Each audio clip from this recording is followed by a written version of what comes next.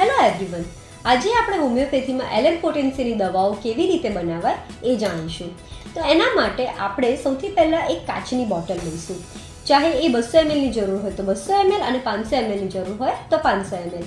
હવે આ પાણીની બોટલમાં આપણે અહીંયા સુધી પાણી ભરી દઈશું. પાણી ભર્યા બાદ હોમિયોપેથીની દવા જે તમને આપવામાં આવેલી છે આપણે એ દવાઓ આની અંદર નાખી દઈશું અને હવે આ ઓગળે ત્યાં સુધી આપણે વેઇટ કરીશું. લગભગ આને ઓગળતા 10 થી 15 મિનિટ જેવો ટાઈમ થતો હોય છે. 10 થી 15 મિનિટ આને ઓગળવા માટે મૂકી દેવી.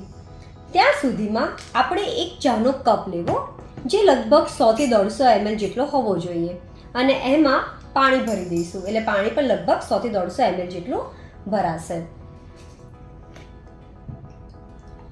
હવે આ પાણી ભર્યા બાદ અહીંયા ત્યાં સુધીમાં આ દવાઓ ઓગળી ગઈ હશે. આ દવાઓ ઓગળી જાય એટલે આ કાચની બોટલ લઈ અને એને સ્ટ્રોક આપવા. હવે સ્ટ્રોક કેવી રીતના આપવા એ ખાસ ધ્યાનથી જોઈએ. આપણે આનું ઢાંકણું બંધ કરી અને એને હથેળી પર સ્ટ્રોક આપવા. લાઈક આવી રીતે 1 2 3 4 5 6 7 8 9 અને 10 વાર આને હથેળી પર સ્ટ્રોક આપ્યા પછી આપણે એમાંથી 5 ml પાણી લઈશું. 5 ml પાણી માટે અહીંયા માર્કિંગ આપેલું છે ત્યાં સુધી આપણે પાણી ભરવાનું છે. આ પાણીને આ ચાના કપના પાણીમાં નાખી દેવાનું છે. આ નાખ્યા પછી એને ચમચીથી 10 વાર હલાવવાનું છે.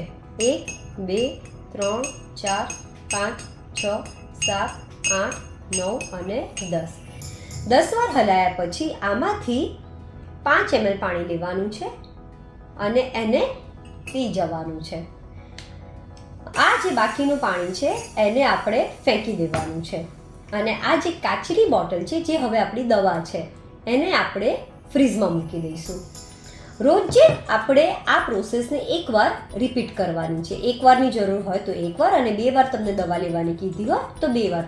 જેટલી પણ વાર આપણે આ દવા લઈએ એટલી વાર આપણે યાદ રહે કે આપણે આને સ્ટ્રોક આપી અને એમાંથી જ દવા લેવાની છે અને કપમાં 10 વાર હલાવવાનું છે. આ વસ્તુ ભૂલાય નહીં.